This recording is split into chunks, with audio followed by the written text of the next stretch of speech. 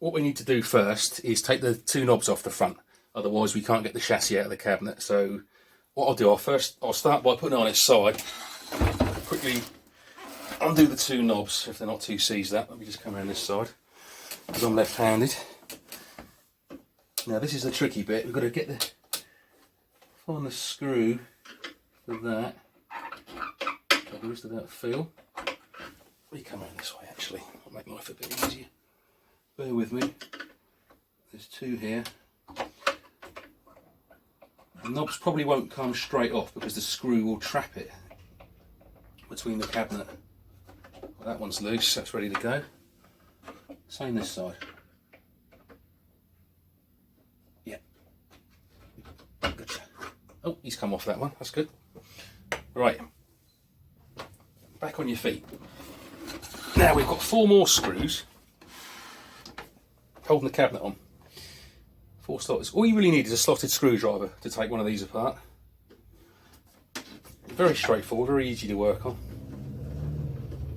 Right, get yourself a pot to put all your bits in so nothing gets lost.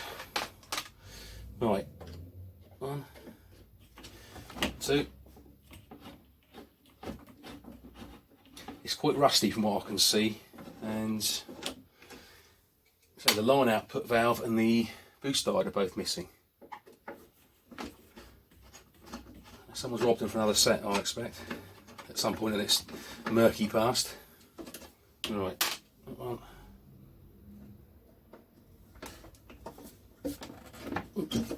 Right. Oh, we've also got this screening connection to the cabinet, which is a 4BA nut.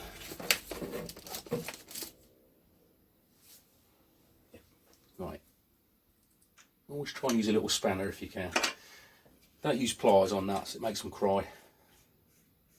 Right, I gave that a squirt of WD-40 earlier, so it has made that a bit easier to come off. Right, put the nut back on so you don't lose it. On you go. Right, now what should happen is the cabinet should slide straight off of the chassis. So let's position this, get you out of the way. It's loose, so yes, here we go. Are we ready? Yes, there you go, one naked TV12. Let's put the cabinet somewhere safe and we'll have a look and see what we've got here. Right. Yes, that's in a bit of a mess, isn't it? We've got the separate RF chassis too. Let's have a little look at that as well. Yeah, we've got 2 valves missing. All the rest of it looks like it's all there. Oh, the EY51's broken off, so that'll have to have a new one.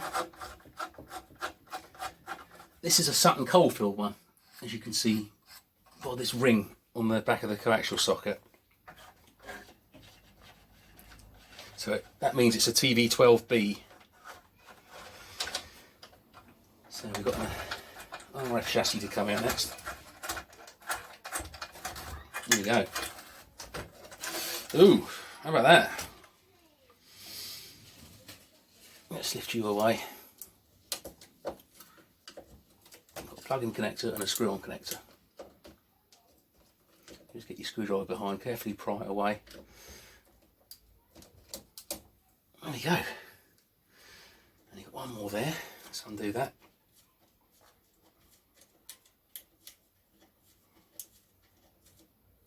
Right, again, wind that back in, otherwise it'll get lost.